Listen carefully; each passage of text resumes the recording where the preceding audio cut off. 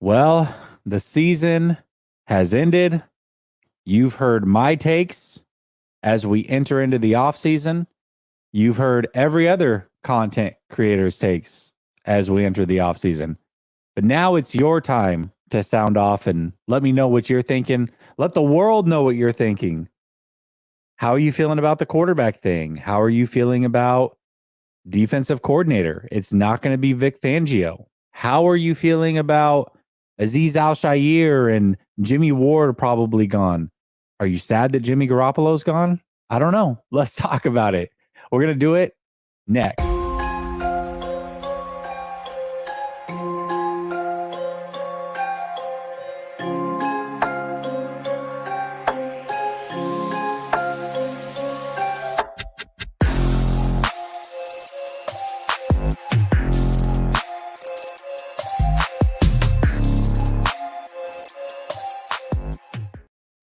All right. Welcome back to Last Second Sports, where we are giving you our take down to the last second. And it's open mic night, which means it's your turn to sound off. So, as always, link is pinned to the top of the chat for you to call in. Tonight, I have a hard stop at about 9:55-ish Eastern because I have a show at 10 o'clock with Larry Krueger. So I'm going to hold everybody to the 5-minute limit tonight. I got to do it. I've already got people backstage. So we're just going to jump right into this thing. And I've got a familiar face. Like, I know who this guy is. And I've seen him before. But the name doesn't match who I thought he was. Because now he's Brock Purdy's #1 fan. And I think, is that a foam finger with the Brock Purdy jersey? That's wild. Hey, not me. Mr. Mike Miller, what's up, man? You got to show me on screen. Oh, if you want, yeah, sure. Hold on. Hold it. Yeah. There we go. Cool. Got that Purdy jersey. We got to show off Mr. Purdy. Hey. I love it. Did you watch the interview with the doctor, even though he's never laid hands on Brock Purdy, that Jason had on there? No, I didn't. It was probably the I gotta imagine it's the doctor that makes his ways around the community. Well, he's a 49er doctor. He is a team doctor. Well, the guy who I'm thinking of, I also saw online, and he said the 6 months. And actually, I actually went and watched. Somebody had posted on Twitter the surgery procedure and what it looks like, which was interesting. But anyways, yeah, go ahead. What kind of surgery procedure did you watch? The one where they give the I don't want to call it a stent, but basically a brace. They build in a brace to help the ligament stay in place. It's the 3-month recovery, and then you would start passing after 3 months. Do you know it's not a full tear, right? Yes. It's a partial tear. Correct. Means it can heal on its own without surgery. Okay. That's per that doctor tonight Jason had on there too. It could be a 3 to 6 week recovery, depends on how fast it heals, or it could be worst case scenario 6 months. And it's not 6 months to heal. It is 6 months to play. No more than 3 months to heal, 6 months to be you're cut loose. Right. Which is a month and 10 before the season starts. Correct. And means, I'm sorry, Trey Lance, but somebody needs to teach him how to hold a clipboard. Because he's not coming off the bench. I'm sorry, Jesse. We'll see. Hey, listen, you know what? It is what it is. Just like here it is. Yeah, I know this guy. I know who this guy is.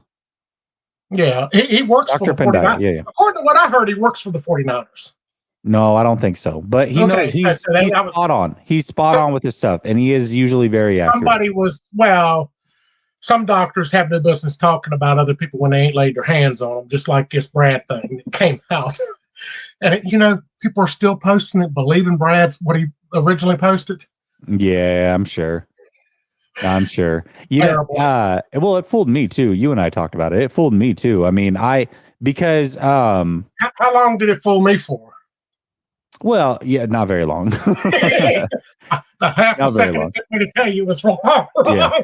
Because I listened to exactly what Brock Purdy said. He says he has a slight tear. It's not torn completely. 3 months to start throwing, and 6 months he's a full go. That's what he's been told by multiple doctors. He's also been told some other stuff by other doctors. It could take lesser time, don't need surgery. So he's weighing his options right now. And within a week or so, I know you either get a stitch or two in there or nothing done. And also, the doctor from tonight on Jason's show also said when you come back from this, it's usually a lot stronger than what it was at first. And he did also. He could use some extra arm strength. He did also. Well, he's got plenty of arm strength because he's got accuracy. He's got a brain. He's got quickness. He's got everything Trey Lance does not have. Trey Lance has legs and he has a big arm, but Trey Lance can never think as fast as Brock. Cannot progress through his readings as fast as Brock. Oh, come on now. Come on, dog. Let's not get into calling Trey Lance dumb now. Come on, man. No, he's not dumb. Trey Lance is very smart. But he cannot go through progressions, and there's nobody in the league that can go through progressions as fast as Brock Purdy can right now. Period. Oh, stop. Come on, Mike. Nobody in the league? Nobody in the league can go through progressions as fast as him. And just think, if we get a new right tackle and maybe a better center, guess what? He gets a half second more to a second more. Guess what? We're going from 34 points an average to up to mid-40s a game average. We'll see. I hope so. He's that good. He's that good. So. He is the next Tom Brady next Joe Montana / Tom Brady. We're going to win 5. We're going to win 5. Oh, you're lucky you got 37 seconds left, Mike. I don't care. We're going to win another 5 to 8 Super Bowls with him.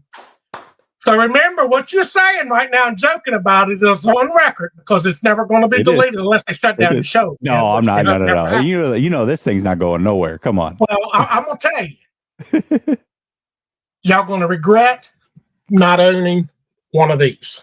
Yeah, I love it. Well, I mean, listen, I might have to buy you one. We got a little bet going on. We'll keep that between us, but we got a little bet going on. I'm going to tell you this. My last thing. Yeah.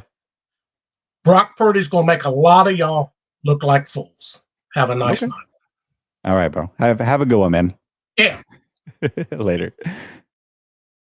Good old Mike. I love Mike. You know what? He hasn't called in a while. But Mike and I have some good fun back and forth behind the scenes. A lot of people really don't like Mike, but I enjoy him, man. He's a lot of fun. He's actually a really, really good guy. I think he might be, he might be on that good stuff, but he's on record now. He's on record. I'm on record. He's on record. So there we go. Twisted Clown says, pass me that. All right, let's go. I love it. All right, Niner gang. So here's the order again. 5 minutes. We're going to go Niner gang, Hadiz. What's up, Karan? And then we're going to go Alex. So Karan, Alex. All right, let's do this thing. What's up, Niner gang? What's going on, Jesse? How you doing today? I'm doing good, man. How are you? It's been a rough one, man, but it's going to be all right. It'll be all good, man. It'll be all good. Listen, the 49ers, I was joking around with Mike, but realistically, like, as long as one of these guys pan out, I'm just happy that Tom Brady's not coming to this team. So now we can figure it out. Like, whether it's Brock, whether it's Trey, like, let's get the future figured out. So that way we can build around them and we know who it is. Not this, we're half in with this guy, we're half in with that guy. Yep. Like, let's just get this thing figured out and move on. So that way we're not split as a fan base. We can all just get on board and like somebody. Can we do that? I don't mind that. I could not agree with you more. I get a kick out of the people that are just Trey's a bust, Trey's this. We don't know if he's going to be a superstar or if he's a bust. But like you just said, let's find out. Enough's enough. Brady, as good as he may be, man, I think he would have got a serious injury behind our line. And to Mike, the previous caller, much love. I love his passion. I love his enthusiasm for Brock. I'm not saying Brock is any less or any great, but give him another half a second to Mike's comment, he would have had 4+ seconds in the pocket.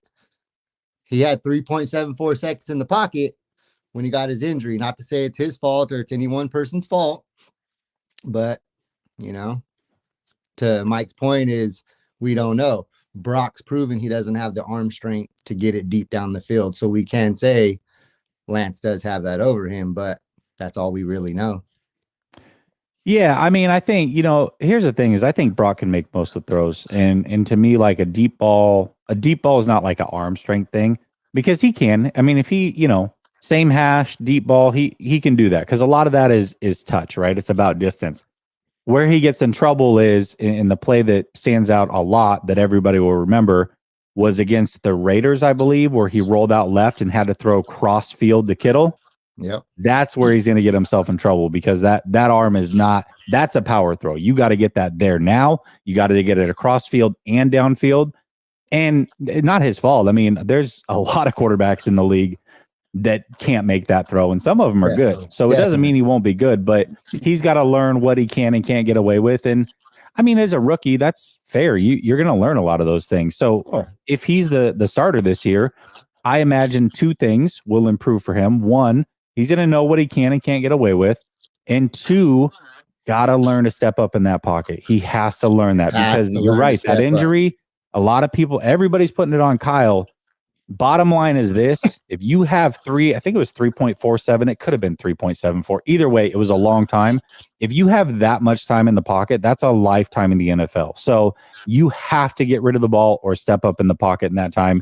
And if you can't consistently, and you're constantly bailing out of the back, like that's not winning football long term. So, but I expect that he figures it out. I really do. Again, Brock is a very smart guy. I think he figures it out. So if he is the guy, I expect those things to be improved on. I think I look at it like this from our 49ers track history, Kyle Shanahan's track history. We go through two quarterbacks for the most part. Keep them both, man. Let them both ball out. Let them go for it, man. I mean, what's done is done. Even if Brock becomes a starter, we gave up all these picks for Lance. I think it was you or Grant, one of you guys said it, maybe even on the show together, that you can look at it however you want. We gave up 3 first rounds for Trey. He's not starting, but we got Brock for nothing. So how you want to look at it is that doesn't matter. They're both on the team. Let them play. Let them ball out, man. See what happens, and go from there, But McGlinchey's serviceable to your guys' point constantly, but I don't really want to put that blame on him or even Dwelly for him getting hurt. Yeah. Philly came to play, bro. They weren't messing around. I mean, I was worried about the game going into it. They came to play. No, Philly's a good team now. Philly's a good team. And if Patrick Mahomes goes in there hobbling around, bro, it might not be a good day for him either. So, I hope both of them come out healthy. Trust me, I really, really do.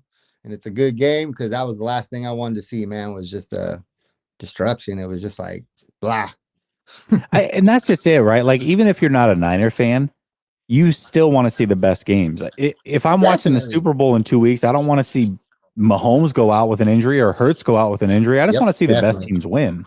That's it. And even with the Niners in Philly, I mean, I'm a diehard Niner fan, but I'm a sports fan in general, For sure. And I wasn't blinded by what we were walking into. I wasn't going to that game thinking we were blowing anybody out. No, I really thought last possession, field goal at the best, and that's how the game was going to unfold, and it was just unfortunate, and so it is what it is, man. Always next season.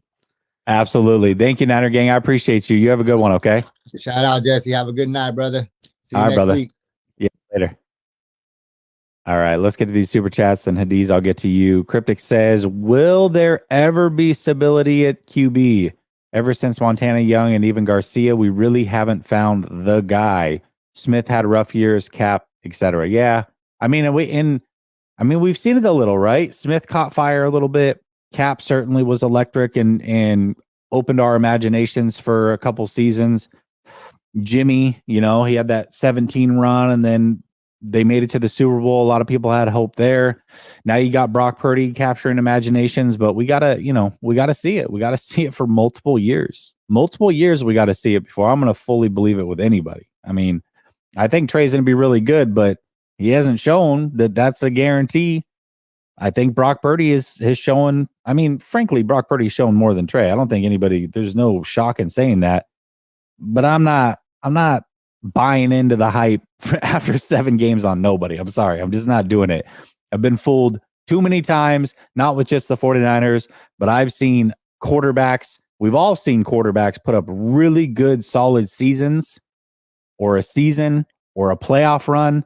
Like, this isn't new. I get it. It's new with maybe a rookie or Mr. Irrelevant, but as far as the league goes, we've seen these things. So, maybe he's different, but you're going to have to overprove it to me before I believe it.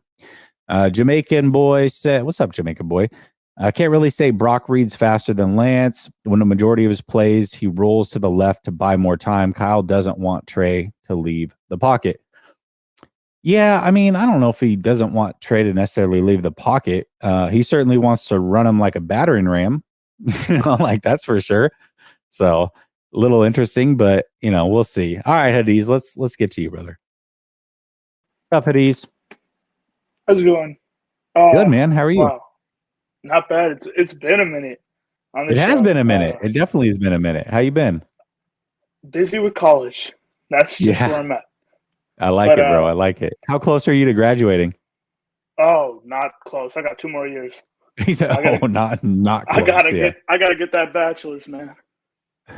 But my bad. For the question I was going to ask you, there's been a lot of conversation around Twitter, and I found this recent topic. The Niners aren't the only team suffering from quarterback injuries. A team similar is the Dolphins with Mike McDaniel. I think that's his name. I might be wrong. But Tua is going through concussion protocol like every 3 games. Do you believe it's a scheme issue, or do you think it's just bad luck the Niners are going through 4 quarterbacks? Oh, man, it's so tough because it's like if you look at every injury individually, you can look at it and say, oh, it was a fluke, or, with the Purdy one, it's like, well, Purdy steps up in the pocket or throws the ball earlier or whatever. Like, you can look at each injury individually and say, hey, there's something that maybe the player could have done better. Jimmy, like, dude, just go down, take the sack. Trey, make the right read on the handoff. If Trent blocks, like, you can look at it and say, all right, it's fluke. But when you take the totality of what's happened, it is kind of hard to argue that Shanahan's scheme potentially doesn't have something built into that. And I'm not saying that it does. I just don't know the answer, but it is a little strange that in the 6 years he's been here, 4 of the years they've made it down to the 3rd quarterback. And it's not just here. I mean, Matt Ryan was able to stay healthy, so I guess there's some proof there. But Washington, he had quarterback injury issues. Like, This isn't the newest thing in the world for Shanahan. It's tough to talk about because watching last year, seeing Trey go down with the knee injury or not knee injury, but just struggling to stay healthy, getting that one shot in Texas, that game against the Texans, I thought he played amazing for a rookie, essentially.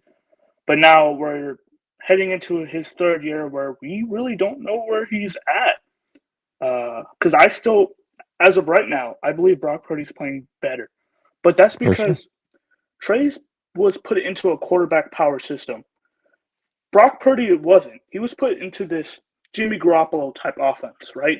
The bootlegs, the shotgun passes, and the whatnot. And I think next year, if another quarterback goes down, I think it's going to be really troubling to kind of come back from that.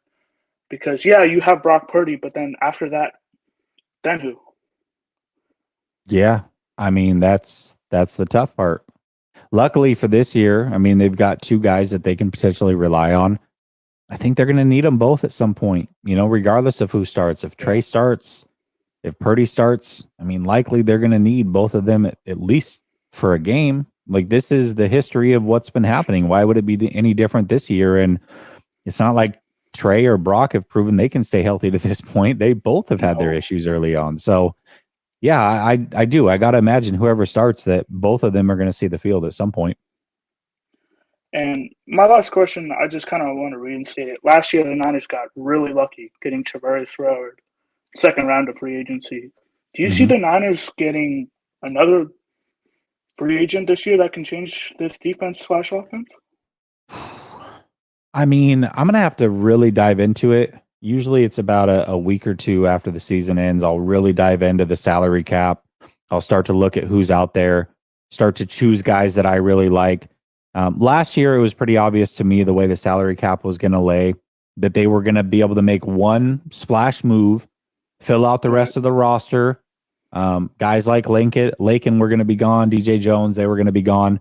And then I kept saying, hey, if they make another splash move, it's not going to be during free agency. It's going to be in the middle of the season, which is exactly what happened. So I'll have to look at it and see and try to, decipher it, make my predictions for this year. Right now, I don't know. I mean, what I do know is they have around $16 million. That's before reworking a couple of contracts that are certainly going to be reworked. That's before signing some of the big name guys. So, we'll see. We'll see how it plays out. I do got to imagine that they're going to find some room for somebody once they do some reworks of these contracts, but I don't know yet for sure. I really got to break it down. Right. Well, that's the two questions I had, Jesse. I'd like to thank you. Thanks for having me on. Absolutely, Days. We'll talk soon, okay? All right. Later, man. All right, later. All right, let me get to this real quick. James says, Jesse, what's your opinion? The 49ers need to upgrade during the offseason. I think a lot of it comes down to who they bring back. Like, are they going to bring back Gibson at safety? I would like to see an upgrade along the offensive line. Mike talked about it during his call. Center, right tackle, that would be great. Oddly enough, the 49ers have drafted and put a lot of capital in the defensive line, but they still don't have a true running mate for Bosa. Defensive tackle's a question mark. They're a very good team, but they're starting to be a little bit of a flawed team as far as some of these holes that they have on the roster. So this is why you have two quarterbacks that are inexpensive, is so that you can go out and replace and make these moves and stay deep and add depth. And I mean, shoot, the 49ers have done a fantastic job on, it seems like, every position other than quarterback. So it's like, I trust them to fill out the roster. I just don't necessarily trust them to make the right decision at quarterback. That's the track record we have right now with Shanahan and Lynch. Twisted Clown says, Kyle, Trey, let's try something different. B gap. Nice. Cryptic, Von Miller, is he still tied to Buffalo? Yeah, I think he signed a multi-year deal, so I wouldn't expect him. Funny, guess who I wanted last year? Hassan Reddick. Boy, would things be different if Hassan Reddick was on this roster. He wouldn't have hurt Brock Purdy. Would have been nice to have him, right? And he only, $15 million? They definitely could have afforded him if they didn't bring back Jimmy, but, I digress. All right, Karan, I'm coming to you, and then I'm coming to you, Alex. What's up, bud? Hey, how are you? Doing good, man. How are you?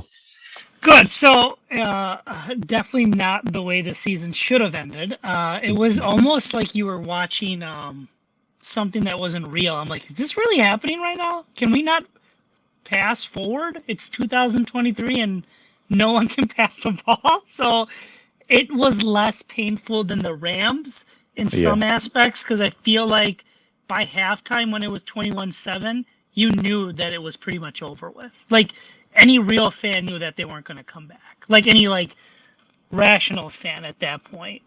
At halftime? Yeah, no doubt. Once that fumble happened from Johnson, when Purdy went down, obviously nobody was like, oh, we're definitely winning. But I still thought, I'm like, you know what? With the right game plan, with this defense, the way it's playing, maybe they can get a turnover or two. I think they might still be able to win with Josh Johnson. Then he fumbled the ball, and I was like, it's over. And I don't blame the offensive line, because I think it was almost 4 seconds that he was in that pocket. I think it was 3.8 seconds. Mm-hmm.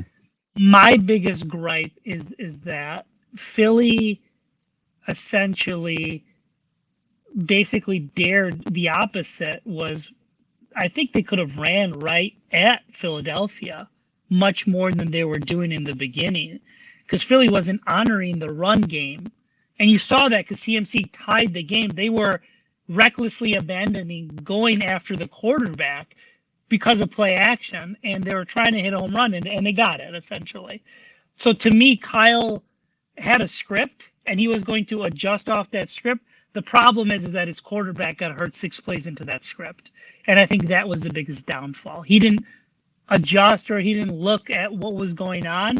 But, 3.8 seconds is a long time to be in that pocket. So it's unfortunate. I don't think the offensive line is as bad as people think.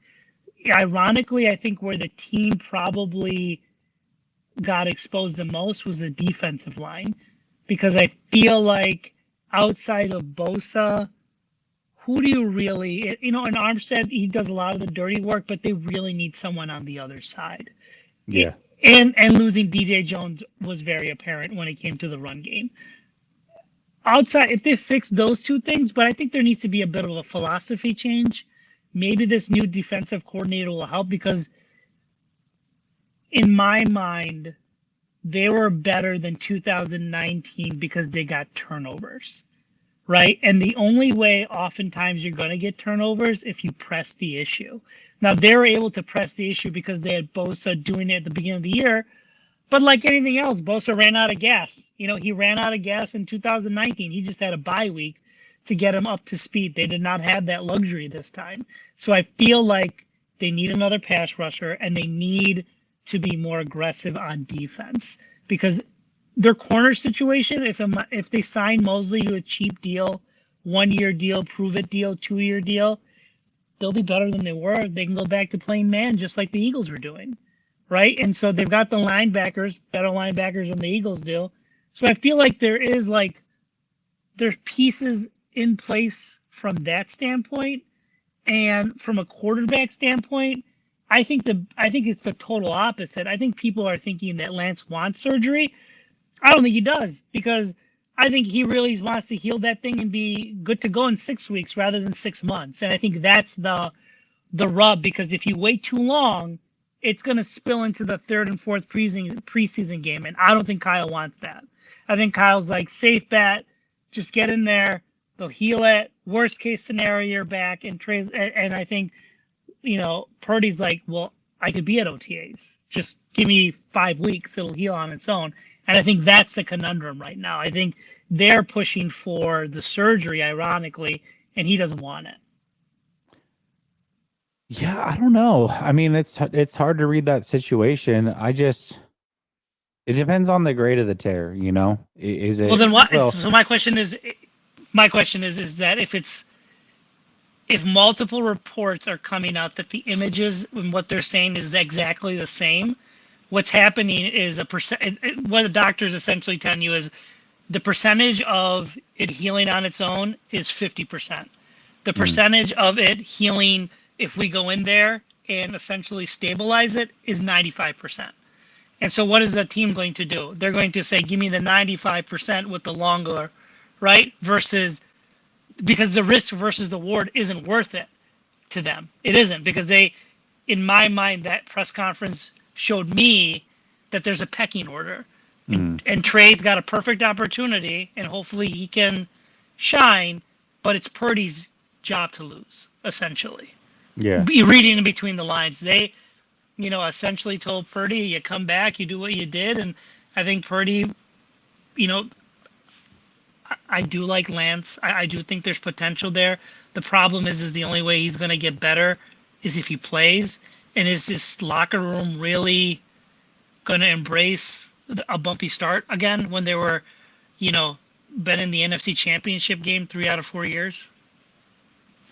Are they? Yeah, I mean, they're going to yeah, and that's likely to happen with Lance. I get it. I'll say this on your way out. Listen, Brock, if he's the long-term guy, and what you're saying is true, 95% with surgery, 50-50 with, dude, get the surgery. Like, whatever, you know what I mean? Like, if that's really the choice, and I don't know, I mean, I'm not a doctor, and I'm very aware with like knee things and ankle because I've dealt with them myself, but an elbow, that's a whole different, I don't even know. But if that is the case, bro, get the surgery. You're 22 years old. You're not making squat for money. You've got to put yourself in the best position to be good forever, not just this season, forever. And it sounds like you can be back by the time the season starts or the competition would start. You know what I mean? I also think that, it's also human nature. He's a 7th-round pick. This guy's a 3rd-round pick. This guy nails it. It does really well and doesn't do anything. And Kyle's like, hey, he's improved on his release. Hey, he's making better decisions. Brock, why don't you take it a little easy? We'll put you in the 3rd or 4th preseason game and not say anything and kind of take the reps easy. I think Brock knows what's in front of him. I also know, like, they invested a lot in Trey Lance. And at the end of the day, it would behoove them to give him an opportunity if he does prove himself. So if I'm Brock, am I going to lose my job? Because I only got my job because someone else got injured. And that person got injured as well. So it took 2 injuries for me to even get on the field, right? And then he doesn't have the money Trey Lance does, right? He's got roommates. Think about that from the financial standpoint. He wants to make as much money as possible, and the only way he's going to do that is playing. Yeah. No, I get it. I get it. It's a tough spot to be in for Brock. It's a crappy spot to be in for Brock. And he's such a good person, man. Like, screw the competition. Here's the for a thing. minute. They're He's both great guys. They Yeah. both seem like they're great guys. You're rooting for both, but there's only one starting quarterback. You know what I mean? Yeah. Right. Yeah. That's it. That's the hard part as a fan. It's like, man, I really like both these kids. You know what I mean? Like, I don't know. So, all right, Karan. Hey, good call as always, man. Yep. Later. All right. So I've got Alex waiting. I had 2 people right behind Alex that just dropped out. So again, I got another 40-ish minutes to do this. Okay. Rohan's in. So if you want to call in, like, do it now, and I'll guaranteed get to you. But the longer you wait, chances are I may not be able to get to you. Aru says Mike Martz believes it was Brock Purdy's fault that he got injured. He breaks it down in the video I posted above. Bro, the night of the game I posted screenshots. At that time I didn't have the all 22. I don't usually get it till the next day, but I posted screenshots, man. Yeah, I mean, I don't want to say it's anybody's fault. Like, that's so harsh. Like, it's harsh to say that. But to say that was on Kyle when you had that much time in the pocket, you're back 10 yards, you had a clean pocket to step up into. And oh, by the way, Ayuk was open a half step earlier. What happens is he drops back, he hits that back foot. Ayuk gets pressed a little bit or hands put on him, kind of gets rerouted a little bit. Brock then takes a step back, hops once. If at that point he stops and throws, completed pass might be a touchdown.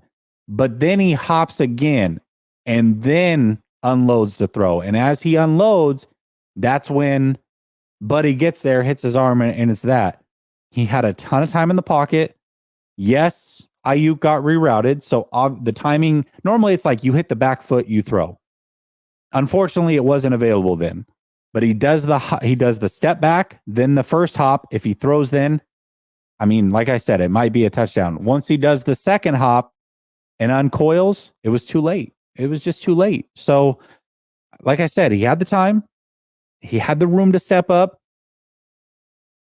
I mean, and this is something that I've been saying for weeks that he's got to get better at. He can't just sit back in the pocket. He can't just rely on spinning his way out like Tony Romo and going to the left or, whatever he's doing. Over time, you have to learn to step up in the pocket. But then I'll say this, Lance, it was different reasons, but Lance was very frantic in the pocket as a rookie. Very frantic. Not as poised as Brock. And that was a big area of opportunity for him as well. And I'll tell you, from year 1 to year 2, everybody wants to look at numbers and they lost to the Bears or whatever. Nobody can actually look at the quarterback play. He was very poised in the pocket, stepped up, shoulder shrugged. I mean, the year 1 Lance to year 2 Lance, it was a whole different ball game in the pocket. So Brock Purdy can make that leap too. It's just something he has to improve on. And unfortunately, it caught up to him before the end of the season in the worst way possible. It's not like it caught up to him. He got sacked a couple times and they lost the game. No, he got seriously injured and it sucks. So, but like I said, smart kid, I think he can definitely definitely learn to do that. And I think he will. I don't see any reason to say that he won't or he can't. So what's up, Alex? Hey, what's going on, Jesse? How are you? I'm doing good, man. How are you? Doing well. Can you hear me fine? I'm just going through my I got phone. you perfect, crystal clear. All right, good. Just making sure. I wanted to I was kind of like, I've had now since Sunday to kind of release all the all my feelings about what happened and kind of reassess everything. And I think one of the biggest things that I was kind of like thinking about is the half-assedness or the lack of commitment behind Trey Lance that started all the way back in 2020. And just like I don't think that championship teams show a lack of commitment on who's going to be quarterback, especially when they spend that much. They go all in, and I think one of the biggest things that's kind of bothered me during the last few years is people constantly talking about how you can't play Trey Lance because it's a championship roster. Well, since Trey Lance has been drafted, how many championships have the 49ers won? 0. Exactly. And on top of that, too, good thing we pushed it back, huh, Alex? Good thing. Yeah. And, for the last, you hear all the time from obviously it's national media. They're not really involved. It's whatever they're talking about. With Peter King talking about well, Lance is going to have 3 games to prove it. He's going to have 3 games, or whatever. Mm-hmm. But in 2020 and last year, 2021 season, we went 3-5 to start the season. 3-5. Yep. And everybody's like, oh, got to be patient. And we had Jimmy Garoppolo that was throwing making the same dang mistakes that, any average rookie would make. And it's been so frustrating to see this this lack of serious commitment, not just from the franchise, but also from the fan base to not get to, they want to get behind, the team, they want to get behind all, but suddenly they don't want to get behind Trey Lance though, because they don't want to, we have a championship roster and we can't risk that. But we're in the same dang position every year because of the lack of commitment, and that's been, I don't know, I don't know what your feelings are. But I also have a reverse side of this is, I was talking to one of my friends, the other day, and, the NFL is fickle. And I don't want to sound too much like a downer, but, what if this was Kyle Shanahan's shot to win the championship? What if this was it to win the Super Bowl? Because he's going to have a lot of players who are going to be departing, and he's going to have a lot of people, maybe, with his decision making. I don't know how much is going to be reflected, on the team moving forward. But sooner or later, you get the feeling like the unit itself is not going to be 100% behind him. If you understand what I'm saying, is that this could have been his shot to win it. And now, we don't know what's going to happen, going into next year. I do think they need somebody to complement Bosa. I don't know if do you know any premier edge rushers that are coming up that we can look into? I mean, premier. I haven't. Again, it's still so early for me, brother. Premier, I really haven't put a lot of thought into it. Let's say top 15 to 20, because I think if we get somebody top 15 to 20 to complement Bosa on the opposite side, and then also filter in Drake Jackson, I think that's going to be big. Doesn't necessarily have to be a top 5 to 10 because you have Bosa on the opposite side. You just need somebody that's going to be capable enough, that's going to be able to deliver maybe not 18 sacks, maybe not 15, but if they can deliver 9 to 10, I think that's a goal that we need to look into. I also do think that, I also do hope that the second opinion, not to disagree with Karan, that Brock Purdy wants to just let it heal on its own. I do hope that if he gets a second opinion, that it's Tommy John. I hope that he gets it for his sake, not for the team's sake, not for the franchise's sake, for his sake, because, my big concern is with something like that, Tommy John surgery. I'm a big baseball fan. You tend to retain a lot of your velocity and a lot of your accuracy and things like that when you get Tommy John. Sometimes it actually comes back a little bit better. Yeah, exactly. So I hope that if he does get the Tommy John, or I hope that if it's recommended that he gets it, he doesn't have the strongest arm already. He's so fun to watch. I was having a blast watching him. And I hope that, this could also be a crazy, I don't know. There's just so many things that kind of like roll around in my head about it right now that going into the future, this could also be like, there's no reason for Kyle Shanahan and if he is going to be the long-term coach, and, there's no reason for him to move on from either of them. Both these kids have shown excellent, just this ability to be patient with their opportunities, but also be confident in their ability. And so I think that when you have these two high-level guys that are shown and really a great amount of intelligence too, just impressors and stuff like that, I think that this could be something. There's no reason to move on. Let's say that Brock Purdy, we keep him for 3 years and Trey Lance is still developing, or vice versa. If Trey Lance is the guy, we keep Brock Purdy, you're talking about a 10-year window where potentially you can still get value back in the future. If these guys are really that good. And well, there's a lot to be, I'm kind of a pessimistic sometimes about it. There's a lot to be optimistic about with what's happening right now too. So I think we'll see. I mean, we don't know what the opinions are. I feel like if anybody is saying, hey, we think this is Tommy John, I agree. I think he should do it for the betterment of his career, long-term, whatever. It just, and again, it's hard to know for sure, but it seems like what the team's saying, what he's saying, like that hasn't come out. And maybe that's like, hey, we just want to be optimistic, or we want to put the optimistic thing out there. I don't know. It wouldn't be the first time the team's fooled us. We thought Jimmy Garoppolo was good to go, and all of a sudden he needed a last-second surgery that nobody thought he had. We thought it was a thumb. It ended up being a shoulder. So we'll see. I don't want to speculate on that too much. But either way, I agree. I think not committing to the quarterback, that's the one position that they've flubbed up since they've taken over the team.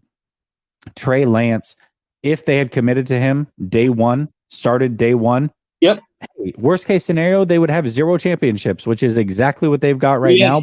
But best case scenario, they would know he either is the guy or is not the guy. Yeah. And now it's like, okay, we could move to a Brock Purdy, hypothetically, with nobody ever wondering or ever questioning. We would all have seen it. We would have all known, right? Versus, okay, if you move to Brock Purdy and he struggles a little bit, it's like, well, we don't know. Is Trey Lance good? Now all of a sudden that chatter starts. It's just stupid. And the last thing that we can have happen is end this season and not know for sure who is the quarterback and are they any good. More importantly, they have to figure that out this season. So however that looks, we got to know. We got to know the answer to these questions. And that's the most important thing, and Alex. Before you let me go, I have one more question. Yep. If Trey Lance, if they end up moving off of Trey Lance in the future, let's say 2 to 3 years or whatever, and he ends up being excellent on another team and showing up, and is that a fireable offense? Oh, dude, if not, if he ends up being excellent, because if Purdy's really good, then it doesn't matter. That's true.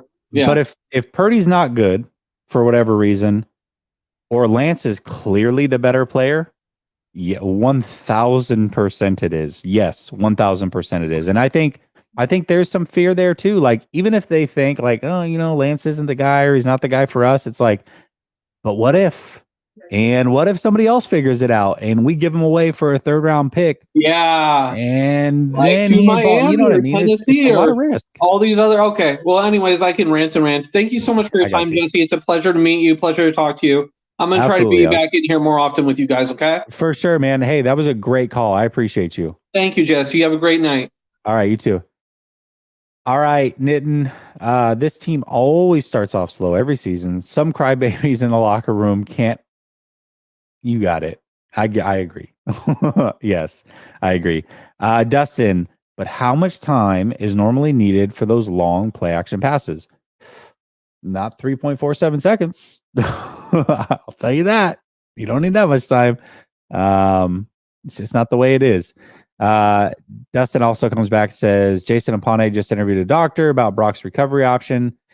It was really informative. Seems like the 6-month option is likely the healthiest, especially for quarterbacks. Yeah. Mike was just talking about that as well. And that doctor I'm assuming because he's had him on the show before. I'm assuming it's who I think it is. He posted something on Twitter about it as well. So I didn't see what Jason did. I'm sure it was fantastic, but on Twitter I did see his kind of thoughts on the surgery. So I think it'll be, I think ultimately he'll be fine. It doesn't sound like Tommy John, which is the best thing ever. The best thing ever. So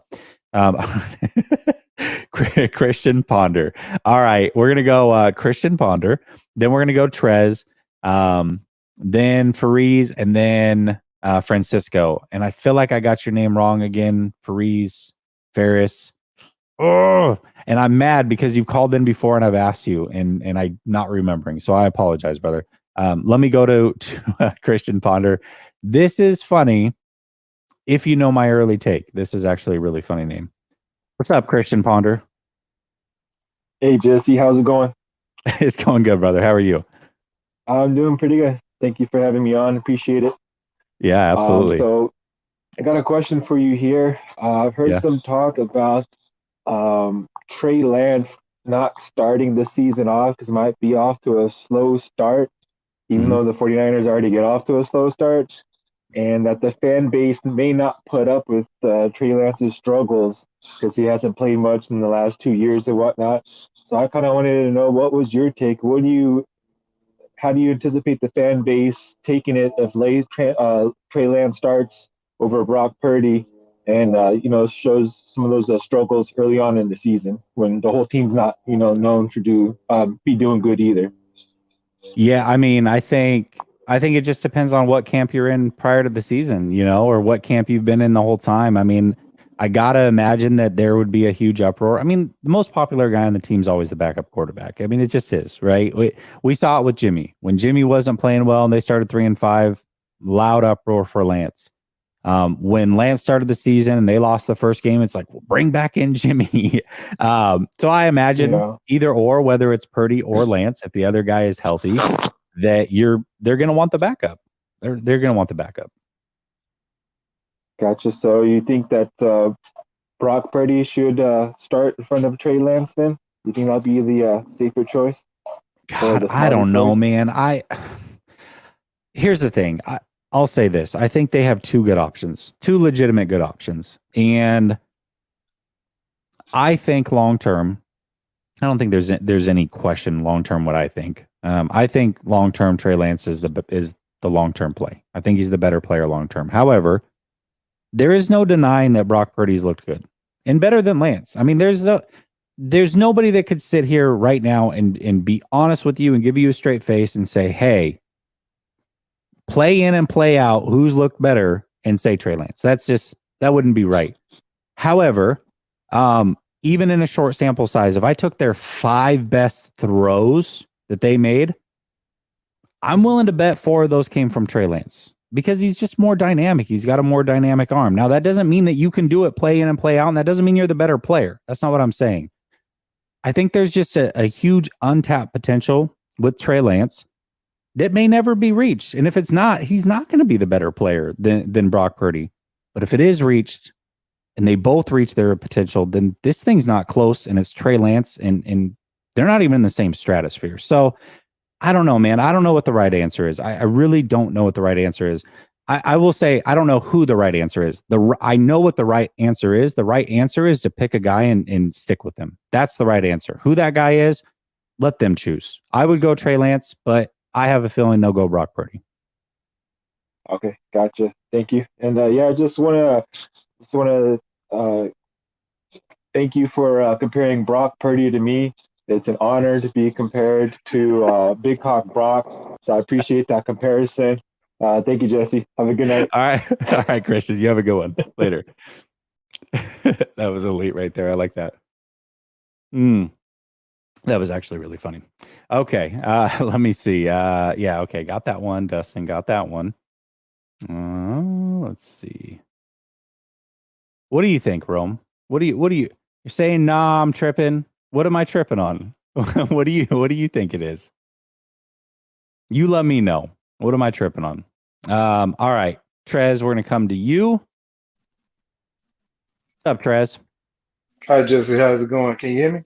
Yeah, I got you, man. How you doing? Hey, man. Thank you for taking my call. You're one of the great content creators that out here right now, man. I watch some guys' shows, man, but you come with very informative information, and I appreciate it, man. You know that we can come on here and you give us time on your platform. I really appreciate it, man. Hey, I appreciate you calling in. I appreciate you supporting. I appreciate everybody in the chat supporting because bottom line is without y'all, this thing doesn't exist. So I appreciate you just as much or more than you appreciate me, Trez. I appreciate it. Well, thank you, my brother. But let me shake up things a little bit. Let's get down to it. All right. All right. I want to say this. All right. I hold the head coach responsible for everything. And when I say everything, I mean everything. It's his job to have the team prepared. It's his job to have his coaches prepared to get the team prepared.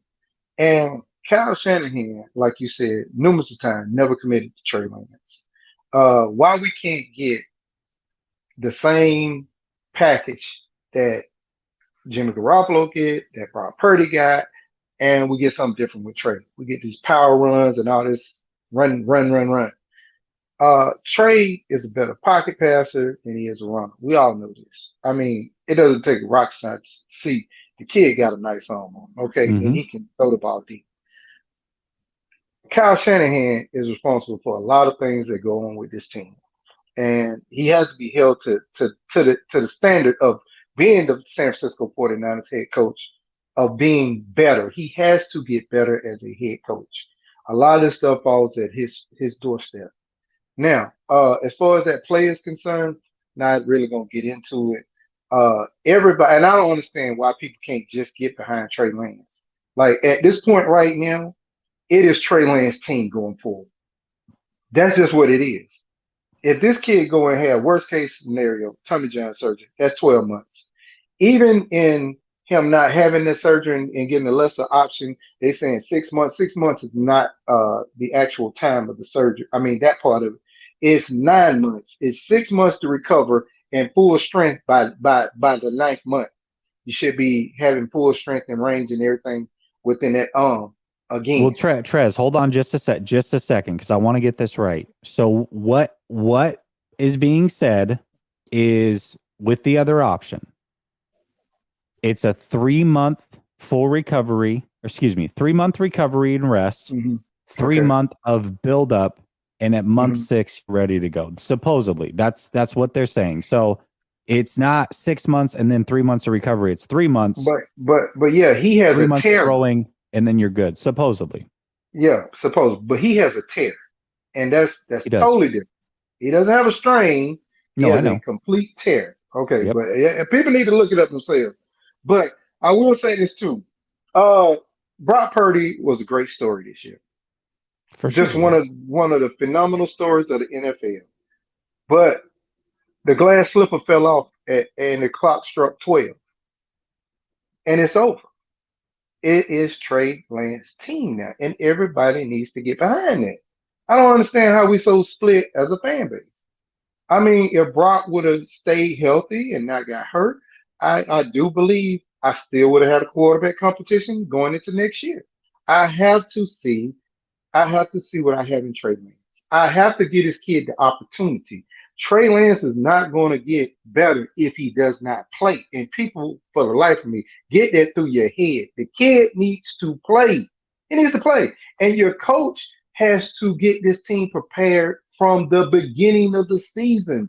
We go out here and we lose 3 games we should have easily won at the beginning of the season. But that falls at Kyle Shanahan doorstep. We weren't prepared. Brother, listen. I wish it was as easy as you're laying it out, because I think they should have just, last caller said it, or a couple callers ago said it, and I agreed. And I was saying it since day one. Start him right away. You're not right. They weren't going to win a Super Bowl with Jimmy Garoppolo. People thought they were wasting this window, this mythical window, on Trey Lance. And guess what? All you did was triple check that Jimmy Garoppolo, who you drafted Trey Lance to replace, was not the guy. That's all you found out. Kudos to you. Now you still have no idea on Trey Lance. You've got a second kid that's entered the fold, which, listen, if Trey Lance was a scrub and wasn't a good player, you would know that by now. And then all of a sudden this Brock Purdy kid comes in, he's impressing, he's doing the right things. You could easily hand it off to him and never look back. And everybody would be fine with that. But you didn't do those things. So now you've moved on from the Jimmy questions to the Brock questions. And by the way, you're not making it any easier on Brock. If they choose Brock, they're not making it easier on him by letting Trey stick around. They're not. They're not. Because the moment he struggles, you think we're talking about it from the Trey Lance aspect. Well, if he starts and Purdy's there, I mean, if he struggles, we better put in Purdy. Well, guess what? If Purdy struggles, we better put in Lance too. I mean, you don't get to say it one way and not the other. Not the other, you just don't. So it's a problem. It's a problem. Now, it's a good problem in the sense that the 49ers continue to have quarterbacks get hurt. It's good to have two options in that sense, but it's not good for either one of them long term. I think for me, it's okay to enter them into camp, have a quarterback competition, best man wins. I think you're going to get the best out of both of them. Once you make that decision, though, it's now not a good thing to enter the season with both of them, and whoever doesn't finish first in this competition breathing down the neck of the other guy. Because if they start slow again, like they traditionally do, it's going to be a nightmare. It's going to be a nightmare. So, I don't know. They just can't commit, period. Yeah, I totally agree. I'm going to let you go, but look, my last point, and I'll listen to your rebuttal. We need to get Wilkes in here, I feel like, as a defensive coordinator, because our biggest deficiency is our secondary, and he specializes in that. And because our secondary needs to be tightened up, bro. I always felt like that was the weakest part of our defense. The long ball, we were getting killed by it. And I think he can come in here and he can fix that. And I think we should stay with our young guys at the corners. Bringing in another veteran, I don't think so, because I've seen progress in our young guys. So I just rather hear your point on that, and I'm gonna go ahead and go. Hey, thank you so much, though. All right, Trez, thanks for calling in. That was a great call, man. All right. I like Wilkes a lot, like a lot. And I knew about Wilkes, but I didn't know about Wilkes. But I got people in the Panther community that I trust. Built some good friendships with these guys. Shout out to Q. You're the main one. And when I asked the question about Wilkes, the excitement in return that I got was through the roof. I mean, not just from like an X's and O's standpoint, but just a leadership standpoint and what his strengths are versus kind of what the 49ers' weaknesses have been. He's a really, really good coach, And if he's the guy, I think everybody should be happy. Now, here's what's kind of crazy. We thought it was between Fangio and Wilkes, most likely. Fangio, obviously, they decided not to go that route. He did end up signing in Miami. And I word it that way because I don't think it was Fangio's decision to not come here. I think the 49ers chose to not have Fangio be here. That's my gut feeling on that. So they chose not to go with Fangio. Now, all of a sudden, there's this rumor of Chris Kosirak. And all of a sudden, he might be interested in the defensive coordinator position. And I find this interesting because just about a year ago, he was asked the same question, and he said he did not want to be a defensive coordinator, that he has passion for coaching the defensive line. And there have been times in the past he's been asked to kind of take those responsibilities, and he just kept saying his eyes would wander to the defensive line. He loves the defensive line. He loves coaching those guys. That's what he wants to do. So now all of a sudden, a year later, he wants to be a defensive coordinator. Find that a little bit strange. Maybe we'll take it at face value and say that is the truth. However, I have a sneaking suspicion that DeMeco Ryans got the job. He wants Chris Kosirak on his coaching roster. Well, you don't do that by offering him. In fact, you can't take him away from the 49ers. They can refuse an interview if you say, hey, I want to interview him for my D-line coach. However, knowing that Kosirak does not want to be a defensive coordinator, he reaches out and says, hey, listen, I know you don't want to be a defensive coordinator, but you know as well as I do that I can pay you more money, and you're not going to call the plays. Just come in and be the D-line guy. That's what I need you to be. Come in and be the D-line guy. I'm calling the plays. You're the DC by default, but I can pay you a lot more money, and now you got the title. Kosterik's like, great, let's do it. Like, I already like you. I like working with you. I'm going to have the higher title. Maybe for some reason he doesn't want to be a DC, but he wants to be a head coach down the line. I don't know. But, and by the way, I don't have to call the plays because that's you, of course. So you're gonna call the plays. You're the defensive guy. That's what I think's happening. And so now the 49ers are going, oh, shoot, like, well, should we promote him to defensive coordinator so we can keep him here because he's really, really good? That's what I feel like is happening. Now, I could be wrong on that. I could be wrong. Maybe he had a complete change of heart and Chris Kosterik all of a sudden wants to be a defensive coordinator. If he does, great. Interview him, go through that process, what have you. I personally would prefer Wilks because I know we can do the job and I know he's very solid at it. However, if Chris Kosterik was the guy, that's one area that I really do trust Kyle Shanahan a ton. Play calling, play design, I should say. Play design, building up his coaches. He does a great job at both of those things. So whoever he chooses, I think will be the right guy. I just find it very suspicious that all of a sudden Kosterik is down to be a defensive coordinator. And I think it's because of what I said. We'll see. NG49, Ferris, I'm coming to you next. Ferris, Fariz, listen, I'll get it right going forward. You're going to have to correct me one more time. NG49 says, Brock is nice, but if the last pick with decent skills can do what he did, I'm thinking the third overall pick with other worldly measurables will beast. I think that's the hard part. And everybody, everybody's remembering Trey Lance with no CMC and one game with Kittle. I mean, is it a coincidence that the one game he looked his best against the Texans, he had George Kittle? Maybe. I don't think it is. Then you add CMC to the fold, who we know. I mean, let's be honest. You take CMC from this team. I'm not saying Brock like all of a sudden isn't a good quarterback. That's not what I'm trying to say. But you take him away, this offense is not near what it was. He turned Jimmy Garoppolo into a good quarterback for a while. Jimmy Garoppolo had never had a game, back, 3 games in a row without an interception? Never in his career? Or maybe it was 2 games. I don't even remember the stat. I think it was 3. And he does it for 4 straight games?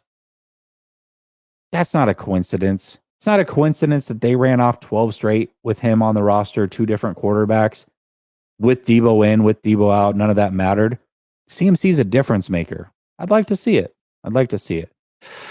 Got room for one more caller, Eric? I don't, brother. I don't. I've got one more here, and I got about 7 minutes before I got to hop off.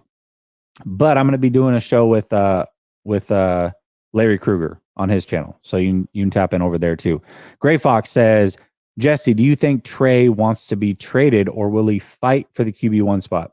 I think he'll fight for the spot. If he doesn't get it, I think he should.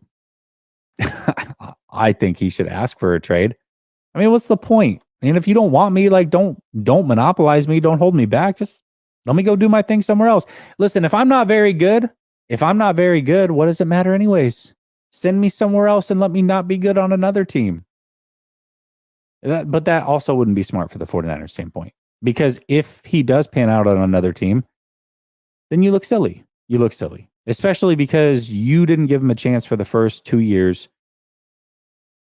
and you would have known the answer. But instead, you don't know the answer. By the way, the rest of the league doesn't know the answer, which means you're not going to get a lot for him. I don't know. I think it's a bad situation to be in with Trey Lance. I feel bad for him if he's not the starter, because he most likely won't get that trade if he does request it. He's also a really good kid, so it's not like he's going to make a ton of noise about it publicly. We'll see. We'll see how it goes. All right, Fariz, I'm coming to you, man. All right, bro, you got to correct me. What is it, Ferris? It's Ferris, yeah. Oh, I knew it was Ferris. Damn. Okay. All right. I'll get it right going forward. I know I probably said that last time, but I'll do my best. That's all right. That's all right, man. Yeah, I'm just here to talk about the drama we also have for like the third straight year, the quarterback. Yeah. Trey Lance and Brock Purdy. I like both of these guys, honestly. But For sure, I do too. I think it's just dumb. Like I've been seeing like a lot of people like just write off Trey Lance, a guy who's just started like 4 games, and I don't think that's right. We can't judge him off 4 games, and also you can't call him a good quarterback after 4 games. You can't just say that. I think it's unfair to say that. Oh yeah, Trey's the guy. This is his team. It's not right, especially with Brock Purdy the way he's been playing too. And you can't say the same thing about Brock Purdy. I mean, Brock Purdy, he had a good 7-game stretch.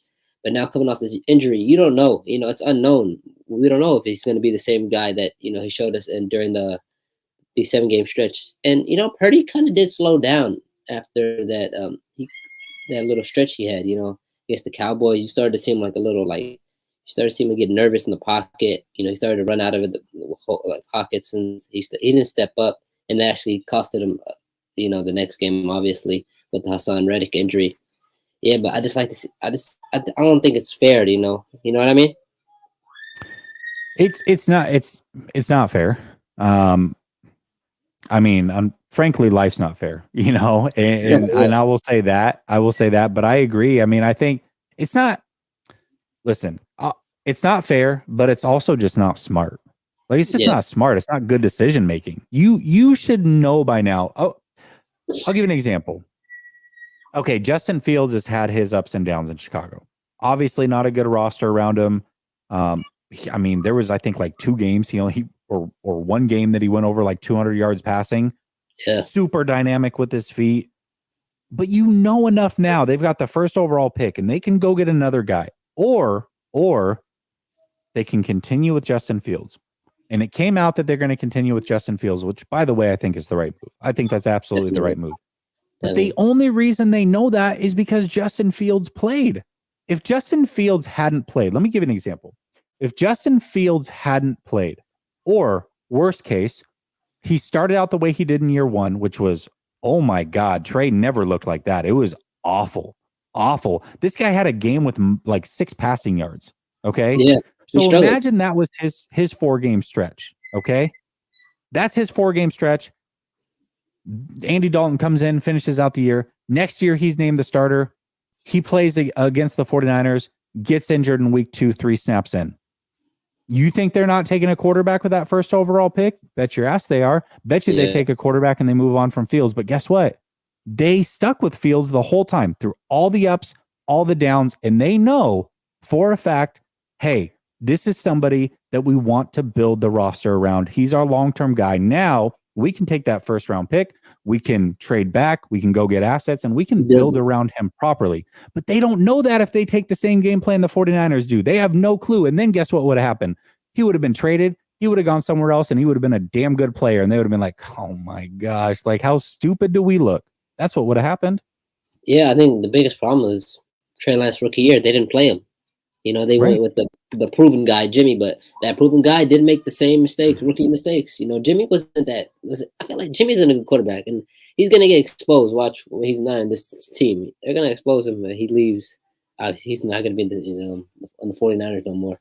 But that's why their biggest mistake was not starting Trey that year. And also, I got to say, the thing I kind of like get a little nervous about Purdy is that, okay, let's say he wins the job, he plays good. And then let's say we don't win the Super Bowl next year. He plays good. We go in the playoffs. We lose in the 2nd round, 3rd round, and we lose again. And let's say, after like 30 years, they gave him this contract. And like these lower ceiling quarterbacks, when they get these contracts, and then after like pieces start to get taken away from them because they're making around like 30 million, 40 million. That's when the team starts to get exposed, and you start to see them like their record starts to go down and down and down, and then you start to see that quarterback, the one we saw like 2 years ago, it's not the same. With Trey, I mean, can Trey uplift? We don't know yet, but I want to see because a guy with a higher ceiling, a rocket launcher at an arm, he can turn around some few heads. So, but I don't know yet, and I don't think it's fair to just say, oh yeah, Trey's the guy. So that's all I'm saying.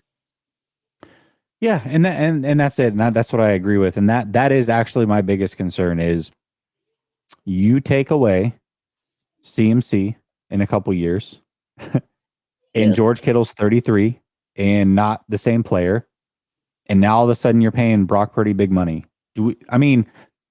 He's really, really good with the players around him. And I don't see regression from him. Like I'll see slight improvement actually, right? Like the things like stepping up in the pocket, I think can happen. Like you're going to see that. And as long as those weapons are around him, I think they might win a Super Bowl. But once those weapons start getting stripped and that money starts coming in for him, that's where I'm like uber confident. Like, I don't think he can carry a team like that. Like, I don't think he's an Allen or a Herbert or a Burrow or a Mahomes or like, I don't think he can be that type of player where they're going to constantly be in the playoffs based off of his play, regardless of who's around him. Yeah. Like, you look at what Mahomes and this is, look, I know this is crazy. Like Mahomes, the best player in the league, not, I get that. But Mahomes lost all of his weapons this last AFC championship throughout that game. He had Kelsey who was having back spasms. He still found a way on one leg to go win a game. Man, that's special stuff. I think that's something Allen could potentially do. I think Herbert could do that. I think Burrow might be able to do those things, although Burrow, he's limited a little bit too with some of his arm stuff. You start stripping those things away, that's where I start to get worried. I don't worry when he's got a plethora of weapons, all pros around him, because I've seen him do good in that. Why would I worry then? Why would I worry then? It's when you start taking those weapons away, that's when I get concerned. And then how the guaranteed contracts work these days, then you're stuck with them and you got to restart all over again. That's what I'm. Yeah. What if you get bamboozled? What if you get the Dak treatment? Remember? Pay Dak. You can't let Dak go. Now everybody's like, Dak sucks. Look at all these picks. Like, well, yeah, you started losing weapons. You got an old Zeke who's overpaid. You lost your number one wide receiver to the Browns. And now you're not. Now all of a sudden you don't look so good. He fooled people for 4 seasons. 4 seasons he fooled people. So you're telling me after 7 games you're confident Brock Purdy's the answer? Like, come on, man. I'm just not buying it. I'm not. Same. I appreciate it, man. I appreciate it. All right, Ferris. I appreciate you, man. Absolutely, bro. You have a good one. You too, man. Have a good day. All right, later. Jeff says, Wilkes is a great coach and great in the locker room. Players love him. Was at my barbershop earlier during the year. Okay, I like it. Gross Matos, was in there, and he was saying good things about him. And by the way, that's all I hear from content creators, fans. They all say he's just an incredible person, a great leader, galvanizes the troops, good coach, great defensive back coach. So yeah, listen, if Wilkes is the guy, I'm fine with it. I'm fine. So yeah, I'm with you. Carlos, yeah. You might be right. It may not matter. Purdy or Lance, if we don't beef up that O-line, it could be an issue. So James, actually, I'm going to Larry's channel. I got to be there in 2 minutes. So I'm going to end this now. Y'all have a great night. Thank you for those that called in and made the show what it was. Thank you for those of you in the chat. Appreciate each and every one of you. And until next time, peace.